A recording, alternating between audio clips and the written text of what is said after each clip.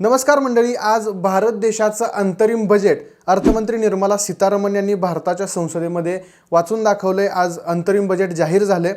आता अंतरिम बजेट म्हणजे काय तर लोकसभेच्या निवडणुका 2-3 महिन्यांवरती येऊन ठापल्यात। त्याच्यामुळे ज्या वर्षी निवडणुका असतात त्या वर्षी पूर्ण अर्थसंकल्प सादर करता येत नाही आणि त्यावेळेस जे अर्थसंकल्प सादर केला जातो त्याला अंतरिम अर्थसंकल्प म्हणतात आणि तेच आज निर्मला सीतारामन यांनी मांडले। तर येत्या लोकसभा निवडणुकीच्या अनुषंगाने आजच्या या बजेटमधून आपल्याला काय मिळणार अशा अपेक्षा सर्वसामान्य नागरिकांमधून खूप मोठ्या प्रमाणात व्यक्त केल्या जात होत्या। महिला असतील, शेतकरी वर्ग असेल, उद्योजक वर्ग असेल आणि सगळ्यात महत्त्वाचं म्हणजे तरुण वर्ग असेल, या सर्व वर्गांना यामधून काय मिळणार याकडे सगळ्यांचं लक्ष लागलं होतं। कारण येत्या लोकसभेच्या निवडणुकीच्या अनुषंगाने त्याच्यामध्ये भाजपला किंवा एकंदरीतच सरकारला काय फायदा होऊ शकतो याच्यामुळे हे बजेट खूप महत्त्वाचं होतं। तर मग अशा कोणत्या योजना आज जाहीर केल्यात का सरकारनं? तरुणांना, महिलांना, शेतकऱ्यांना आजच्या या बजेटमधून काय मिळणार आहे या सगळ्याची सविस्तर माहिती घेऊयात आजच्या व्हिडिओमधून। नमस्कार, मी आशुतोष आणि तुम्हाला तर माहिती आहे आपला विषयच भारी आहे। तर अर्थमंत्री निर्मला सीतारामन सुरुवातीला बोलायला उभ्या राहिल्या आणि सुरुवातीच्या थोड्या भाषणामध्ये त्यांनी गेल्या 10 वर्षांमध्ये मोदी सरकारने जी काही कामगिरी केली आहे चांगली त्याचा थोडक्यात आढावा दिला। सबका साथ सबका विकास ही मोदीजींची जी लाईन आहे त्याचा त्यांनी पुनरावृत्तार यावेळेस केल्याचं दिसून आलं। यात सबका साथ सबका विकास या लाईनच्या माध्यमातून आपण देशाचा विकास केला आहे असं अर्थमंत्री निर्मला सीतारामन यांनी पहिल्या त्यांच्या भाषणामध्ये सांगितलं। या आजच्या अंतरिम बजेटचा सगळ्यात मोठा जो इम्पॅक्ट आहे किंवा सगळ्यात मोठा जो वाटा आहे तो गरीब, महिला, युवा आणि अन्नदाता म्हणजे शेतकरी यांना मिळणार आहे असं त्यांनी सुरुवातीला सांगून दिलं होतं।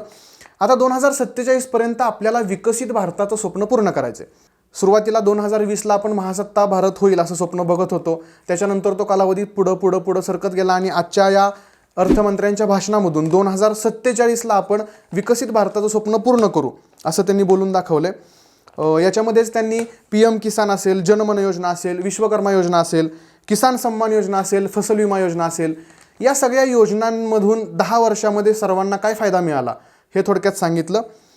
करदात्यांमध्ये 2.4% एवढी वाढ झाली, म्हणजे 2.4% लोकांनी करदान करायला सुरुवात केली असं त्यांनी इथं जाहीर केलं आणि त्याच्यासाठी त्यांनी करदात्यांचे विशेष आभार मानलेत। शिवाय GST मधून एक देश एक बाजार ही संकल्पना यशस्वी झाली असा त्यांनी दावा केलाय।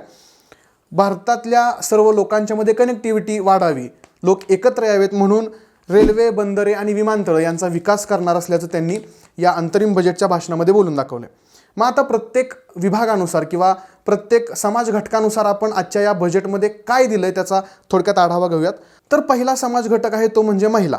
तर नारी शक्तीच्या सबलीकरणासाठी आजचं हे अंतरिम बजेट खूप महत्त्वाचं असणार आहे असं निर्मला सीतारामन यांनी सांगितलं। ट्रिपल तलाक असेल, ट्रिपल तलाकचा जो मोदी सरकारने घेतलेला निर्णय आहे तो आहे। शिवाय देशाच्या संसदेमध्ये आणि राज्याच्या विधिमंडळांमध्ये 1/3 जागा महिलांसाठी राखीव करण्याचा निर्णय मोदी सरकारने घेतला तो निर्णय असेल। शिवाय ग्रामीण भागामध्ये 70% महिलांना घरं उपलब्ध करून दिल्याचं जे काम आहे मोदी सरकारने केलेलं त्याच्यामुळे महिलांच्या सक्षमीकरणात, सबलीकरणात वाढ झाली असं निर्मला सीतारामन यांनी सांगितलं। शिवाय मुद्रा योजनेच्या माध्यमातून 30,000 करोड रुपयांपर्यंतचं लोन आतापर्यंत महिलांना देऊन महिलांच्या सक्षमीकरणात वाढ केल्याचं निर्मला सीतारामन यांनी बोलून दाखवलं। शिवाय लखपती दीदी ही जी योजना मोदी सरकारनं मध्यंतरी चालू केली होती त्या योजनेच्या माध्यमातून जवळपास 1 करोड महिला लखपती झाल्यात असा दावा निर्मला सीतारामन यांनी केलाय आणि आता येत्या 5 वर्षांच्या काळामध्ये आपल्याला अजून 3 करोड महिलांना लखपती बनवायचं आहे लखपती दीदी योजनेमधून असा त्यांनी एक आशा व्यक्त केली। शिवाय शिक्षणामध्ये सुद्धा गेल्या 10 वर्षांमध्ये महिलांचा समावेश खूप मोठ्या प्रमाणात वाढलाय असं त्यांनी सांगितलंय। आता पुढचा समाज घटक आहे तो म्हणजे तरुण। तर तरुणांसाठी केंद्र सरकारनं लहान मुलांपासून तरुणांपर्यंत जी न्यू एज्युकेशन पॉलिसी 2020 अंमलात आणली त्याचा युवकांना खूप मोठ्या प्रमाणात फायदा होणार आहे असं निर्मला सीतारामन यांनी बोलून दाखवले। स्किल इंडियाच्या माध्यमातून जवळपास 1.4 कोटी तरुणांना आत्तापर्यंत ट्रेनिंग दिल्याचं निर्मला सीतारामन यांनी दावा केला। तरुणांच्या रोजगार क्षमतेत वाढ होण्यासाठी, तरुणांना स्किल्ड बनवण्यासाठी 3000 ITI, 7 IIT, 7 IIM आणि याशिवाय मेडिकल कॉलेजेस, 390 कृषी विद्यापीठांची स्थापना करणार आहे सरकार असं निर्मला सीतारामन यांनी जाहीर केलं। त्यामुळे तरुणांच्या शिक्षणाच्या संदर्भातली जी समस्या होती ती मोठ्या प्रमाणात सोडवण्याची तयारी केंद्र सरकारनं दाखवल्याची याच्यामधून दिसून येते।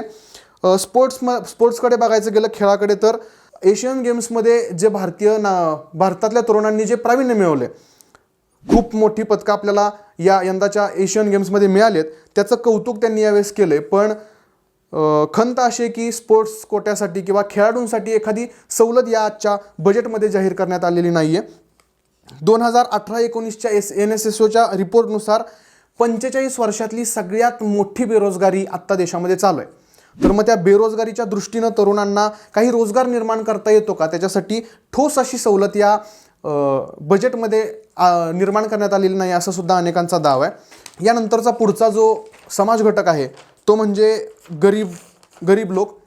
मध्यंतरी भाजपाकडून काँग्रेसच्या गरिबी हटाव या योजनेवरती खूप मोठ्या प्रमाणात टीका करण्यात आली होती आणि त्याच अनुषंगानं आज गरिबांसाठी काही योजना पुढे येतात का ह्याच्याकडे सगळ्यांचं लक्ष लागलं होतं. याविषयी सांगताना निर्मला सीतारामन यांनी जाहीर केलं की आत्तापर्यंत 25 करोड नागरिकांना आपण गरिबीतून मुक्त केले, असा दावा निर्मला सीतारामन यांनी केला आहे. त्याच्यासाठी DBT डायरेक्ट बेनिफिशियरी ट्रान्सफर याचा खूप मोठा फायदा झाला, असं निर्मला सीतारामन यांनी सांगितलं. शिवाय 1 करोड कुटुंबांना येत्या वर्षभरामध्ये 1 करोड कुटुंबांना 300 युनिट वीज मोफत देणार आहेत महिन्याभरामध्ये, असं त्यांनी जाहीर केलं. आणि याच्यामधूनच राम मंदिराच्या उद्घाटना दिवशी, राम मंदिराच्या लोकार्पणा दिवशी जे मोदींनी घोषणा केली ती घोषणा तिथं निर्मला सीतारामन यांनी बोलून दाखवली. ती घोषणा अशी होती की सोलार निर्मिती जी आहे, सोलार वीज आहे, त्याच्या माध्यमातून वर्षाला 15 ते 19 हजार रुपयांची बचत करण्यासाठी सोलार एनर्जीवरती खूप मोठ्या प्रमाणात काम केलं जाणार आहे, असं त्यांनी सांगितलं. मनरेगाच्या माध्यमातून 86,000 कोटी रुपयांची तरतूद मनरेगाच्या योजनेसाठी इथं केल्याचं निर्मला सीतारामननी सांगितलं. आणि त्याच्यामुळेच आता ज्या मनरेगाला काँग्रेसची नामुष्की किंवा काँग्रेसचं अपयश असं म्हणून भाजपनं मनरेगावरती टीका केली होती आणि त्याच मनरेगामध्ये आता भाजप सरकारनं निर्मला सीतारामन यांनी 86,000 कोटींची तरतूद केली. त्यामुळे ही विशेष बाब इथं या बजेटमध्ये नोंदवण्यासारखी आहे. त्याच्यानंतर PM आवास योजनेअंतर्गत 3 करोड घरं आपण मागच्या 10 वर्षांमध्ये बांधलेत आणि पुढच्या 5 वर्षात आपल्याला अजून 2 करोड घरं बांधून प्रत्येक गरिबाला घर देण्याचं जे स्वप्न आहे ते स्वप्न आपल्याला साकार करायचं, असं त्यांनी सांगितलं. आता आरोग्याबद्दल बोलायचं झालं तर आयुष्मान भारत योजना जी आहे केंद्र सरकारची, त्या आयुष्मान भारत योजनेअंतर्गत सगळ्या अंगणवाडी सेविकांना आणि आशा वर्कर्सना आयुष्मान भारत योजनेचा सगळ्यांना फायदा मिळणार आहे, असं अर्थमंत्री निर्मला सीतारामन यांनी सांगितलं. आणि मग ह्याच्यामध्येच जे अंगणवाडी सेविकांचं देशभर आंदोलन चाललंय त्याच्यामध्ये महाराष्ट्रसुद्धा आहे. महाराष्ट्रामध्ये सुद्धा मोठ्या प्रमाणावर अंगणवाडी सेविकांचं आंदोलन चाललंय. तर त्याच्या अनुषंगानं त्यांचं मानधन वाढवण्यामध्ये किंवा इतर त्यांना सवलती देण्यामध्ये काही घोषणा होतील अशी अपेक्षा होती. पण आयुष्मान भारत योजनेत अंगणवाडी सेविकांना आत्ता इन्क्लूड करण्यात आलेलं आहे, संपूर्ण अंगणवाडी सेविकांना.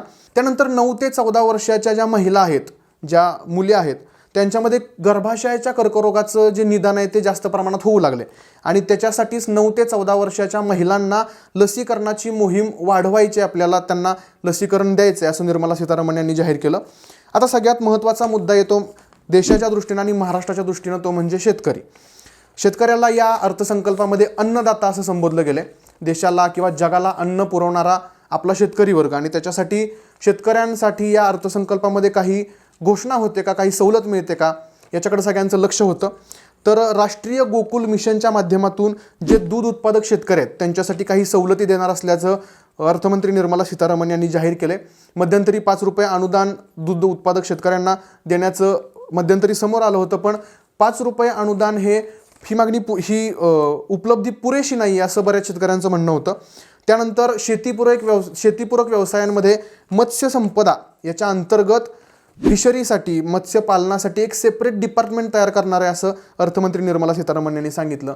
आणि त्याच्या माध्यमातूनच मागच्या 10 वर्षामध्ये म्हणजे 2013-14 पासून सी फूड एक्सपोर्टमध्ये, म्हणजे जे समुद्रातील खाद्य असतं, मासे असतात, त्याच्यामध्ये डबल एक्सपोर्ट आपलं वाढलंय, डबल प्रमाणात म्हणजे दुप्पटीनं एक्सपोर्ट वाढले असं त्यांनी सांगितलं. आणि त्याच माध्यमातून आता जवळपास 55 लाखांच्या आसपास रोजगार निर्मिती करणार असल्याचं उद्दिष्ट केंद्र सरकारचं आहे, असं त्यांनी आत्ता बोलून दाखवलं. त्यानंतर PM किसान योजनेअंतर्गत 11.8 कोटी शेतकऱ्यांना आत्तापर्यंत PM किसान योजनेतून मदत करण्यात आलेली आहे, असा दावा अर्थमंत्री निर्मला सीतारामन यांनी केलेला आहे. शिवाय 4 कोटी शेतकऱ्यांना आत्तापर्यंत पीक विमा योजनेच्या माध्यमातून पीक विमा दिला असल्याचं अर्थमंत्री निर्मला सीतारामन यांनी सांगितलंय. आता 2023 हे वर्ष भारत सरकारनं तेलबिया वर्ष म्हणून साजरं केलं आणि त्याच अनुषंगानं तेलबिया उत्पादनामध्ये आपल्या देशाला आत्मनिर्भर बनवण्याचं स्वप्न केंद्र सरकारचं आहे असं अर्थमंत्री निर्मला सीतारामन यांनी बोलून दाखवलं. पण मग याच अनुषंगानं भारतभरामध्ये जी सोयाबीनच्या निर्यात बंदी असेल किंवा महाराष्ट्रामध्ये प्रामुख्यानं सोयाबीन आणि कांदा निर्यात बंदी हा विषय खूप पेटता आहे. मग त्याच्यामुळं द्विधा मनस्थितीमध्ये सरकार असल्याची भावना आता शेतकऱ्यांमध्ये दिसून येत आहे. कारण सोयाबीन आणि कांदा निर्यात बंदी आपण सरकारनं लागू केली होती आणि त्याच्यामुळं महाराष्ट्रामध्ये देशभरामध्ये शेतकऱ्यांमध्ये रोष होता सरकारविषयी. पण त्याच्याविषयी या बजेटमध्ये कोणतंही ठोस पाऊल उचललं गेल्याचं दिसत नाही आहे. आता ह्या बजेटमध्ये उद्योगांविषयी सुद्धा खूप महत्त्वाच्या काही बाबी निर्मला सीतारामन यांनी बोलून दाखवल्या. FDI जी आहे फॉरेन डायरेक्ट इन्व्हेस्टमेंट ती 59,600 कोटी अमेरिकन डॉलर्स एवढ्यांनी आपल्या देशामध्ये मागच्या 10 वर्षात फॉरेन डायरेक्ट इन्व्हेस्टमेंट झाली असं त्यांनी सांगितलं. शिवाय आर्थिक वृद्धी आणि आर्थिक विकास याच्यामध्ये जो फरक असतो तो फरक आपल्याला प्राप्त करायचा आहे. आत्ता त्याच्यामध्ये असमानता आहे आणि त्याच्यामुळंच फक्त आकडेवारी वाढली म्हणजे देशाचा विकास झाला का असा सुद्धा सवाल बऱ्याच माध्यमातून आता विचारला जाऊ लागला आहे. या बजेटमधले जे ठळक मुद्दे होते त्या ठळक मुद्द्यांमध्ये इलेक्ट्रिक व्हेकल्सचं सप्लाय म्हणजे ज्या इलेक्ट्रिक गाड्या आता भरपूर प्रमाणात वाढल्यात त्याचं सप्लाय आणि इन्स्टॉलेशनच्या माध्यमातून तरुणांना रोजगार उपलब्ध होईल असं निर्मला सीतारामन यांनी एकंदरीत आजच्या या त्यांच्या भाषणामध्ये सांगितलं. शिवाय इलेक्ट्रिक व्हेकल्स मोठ्या प्रमाणात वाढणार असतील तर मग पेट्रोल आणि डिझेलच्या किमतींमध्ये काही कपात होणार का, काही घट होणार का याच्यासंबंधी काहीतरी निर्णय होण्याची घोषणा आज सर्वसामान्य नागरिकांच्या मधून बाहेर येत होती की त्याच्यावरती काहीतरी बोललं पाहिजे. पण पेट्रोल डिझेल असेल त्याच्यावरती कोणतंही ठोस स्टेटमेंट आजच्या या बजेटमध्ये आलेलं नाही आहे. त्यामुळं सर्वसामान्य नागरिकांच्या थोडीशी नाराजी असणार आहे. करदाते जे आहेत करदात्यांचा आभार मानलं निर्मला सीतारामन यांनी. पण करदात्याला विशेष असा कोणता दिलासा आजच्या बजेटमधून दिला गेलेला नाही आहे. पण एक बाब आहे, मागच्या बजेटमध्ये 5 लाखांपर्यंत उत्पन्नावरती कराला सूट होती. आजच्या या बजेटच्या माध्यमातून ती सूट 7 लाखांपर्यंतच्या उत्पन्नाला दिलेली आहे. म्हणजे 7 लाखांपर्यंत ज्यांचं उत्पन्न आहे त्यांना करापासून सूट देण्यात आलेली आहे. शिवाय भारताचा पर्यटन विकास व्हावा, भारतामध्ये पर्यटनाचा खूप विकास व्हावा म्हणून 3 रेल्वे कॉरिडॉर स्थापन करणार असल्याचं त्यांनी सांगितलं आहे. पॅसेंजर रेल्वेमध्ये सुधारणा करणार असल्याचं सुद्धा त्यांनी बोलून दाखवलं. भारताचा पर्यटन विकास होण्यासाठी विमानतळांची संख्या वाढवून आपल्याला 149 विमानतळं तयार करायची आहेत भारतात असं निर्मला सीतारामन यांनी सांगितलं. आणि आता एकंदरीतच आपल्याला सामाजिक न्यायाच्या दृष्टीनं वाटचाल करायची असं त्यांनी जाहीर केलं.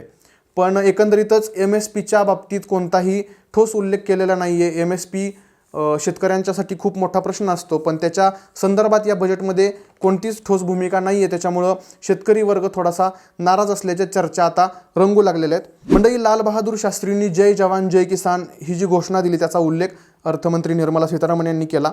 या जय जवान जय किसानमध्ये नंतर अटल बिहारी वाजपेयी यांनी जय विज्ञान हे ॲड केलं आणि त्याच्यानंतर पंतप्रधान नरेंद्र मोदी यांनी जय जवान जय किसान जय विज्ञान आणि जय अनुसंधान अशा पद्धतीची ही घोषणा निर्माण केली होती. आणि त्यामुळं अनुसंधान म्हणजे रिसर्च सेक्टरला मोठ्या प्रमाणामध्ये स्कोप आहे असं यावेळी निर्मला सीतारामन यांनी बोलून दाखवलं. पण या जय जवान जय किसानमधल्या किसानांविषयी ठोस अशी कोणती सवलत आजच्या बजेटमध्ये सादर केली नाही. शिवाय भारताची जी लोकसंख्या वाढते त्या लोकसंख्येवरती विचार करण्यासाठी एक उच्चस्तरीय समिती नेमण्यात आलेली आहे असं त्यांनी सांगितलं. आणि त्याच्या अनुषंगानं आपल्याला काय शिफारसी त्या समिती सुचवते हे पाहणं गरजेचं ठरणार आहे. त्यांनी राम मंदिराचा सुद्धा उल्लेख केला अर्थमंत्री निर्मला सीतारामन यांनी. आणि त्याच्यामुळं भगवा प्लस विकास असं एकंदरीत या आजच्या बजेटचं चित्र आपल्याला दिसून आलं. शिवाय 2024च्या लोकसभा निवडणुकीमध्ये सुद्धा भाजप खूप मोठ्या मताधिक्याने निवडून येईल असा सुद्धा दावा निर्मला सीतारामन यांनी केला आहे. आणि जुलै महिन्यामध्ये आम्ही खरं अर्थसंकल्प किंवा जो विकासाचा रोडमॅप आहे 2047 साल जे त्यांनी ठरवून घेतलेलं आहे, 2047 साली आपल्याला विकसित भारत स्वप्न पूर्ण करायचं आहे. तर त्याचा जो काही रोडमॅप आहे तो आपण जुलैच्या अर्थसंकल्पामध्ये सादर करणार असल्याचं निर्मला सीतारामन यांनी विश्वास दाखवला आहे. मग आता हे बजेट सादर झालं आणि त्याच्यावरती प्रतिक्रिया यायला सुरुवात झाली. भारताचे पंतप्रधान नरेंद्र मोदी यांनी आजचा जो अर्थसंकल्प आहे तो गरिबांना ताकद देणारा अर्थसंकल्प आहे असं बोलून दाखवलंय. शिवाय रेल्वेचा प्रवास आता आरामदायी होणार आहे असं सुद्धा पंतप्रधान नरेंद्र मोदी म्हणालेत. पण वाढती बेरोजगारी आहे देशातली, शेतकऱ्यांच्या समस्या आहेत, रोजगार निर्मितीसाठी ठोस काही पावलं या अर्थसंकल्पामध्ये उचलली गेली आहेत का नाहीत, महिलांचे प्रश्न आहेत, याच्याबद्दल पंतप्रधान नरेंद्र मोदी यांनी काहीच स्टेटमेंट दिलेलं नाही आहे. आता ह्या आजच्या अंतरिम बजेटवरती फारुख अब्दुल्ला यांचं असं मत आहे की हे जुनंच अर्थसंकल्प आता नवीन परत एकदा वाचून सादर केला आहे आणि खरा अर्थसंकल्प जुलैमध्ये येणार आहे. शिवाय शशी थरूर काँग्रेसचे नेते शशी थरूर यांनी हा अर्थसंकल्प आत्तापर्यंतचा सर्वात कमी वेळ भाषण झालेला अर्थसंकल्प आहे अशी सुद्धा या अर्थसंकल्पावर टीका केलेली आहे. आणि महाराष्ट्रातील उद्धव ठाकरे यांनी 2014मध्ये चाय पे चर्चा झाली, आता चहा साखर सगळ्याच गोष्टी महाग झाल्यात आणि जनतेला चिरडणं म्हणजे यांचा विकास अशी जहरी टीका या आजच्या अर्थसंकल्पावरती केलेली आहे. आणि त्याचबरोबर भाजपचा नरेंद्र मोदींचा हा शेवटचा अर्थसंकल्प असेल अशी सुद्धा टीका त्यांनी यावेळी केलेली आहे. तर मग मंडळी, तुम्हाला काय वाटतंय, 2024चा पुढचा खरा अर्थसंकल्प कोण मांडेल? भाजप, काँग्रेस की मग दुसरा कुठला पक्ष, म्हणजेच NDA आघाडी की इंडिया आघाडी? आजच्या अर्थसंकल्पामधून तरुणांना, महिलांना, शेतकऱ्यांना खरंच काही सवलती मिळाल्यात का? आपला काही फायदा होणार आहे का? आणि आपल्या पदरात काय पडलंय याबद्दलची तुमची मतं आम्हाला कमेंट करून नक्की कळवा. आमचा व्हिडिओ आवडला असेल तर व्हिडिओला लाईक करा, शेअर करा आणि शिवायच आपल्या विषयच भारी यूट्यूब चॅनलला सबस्क्राईब करायला विसरू नका. धन्यवाद.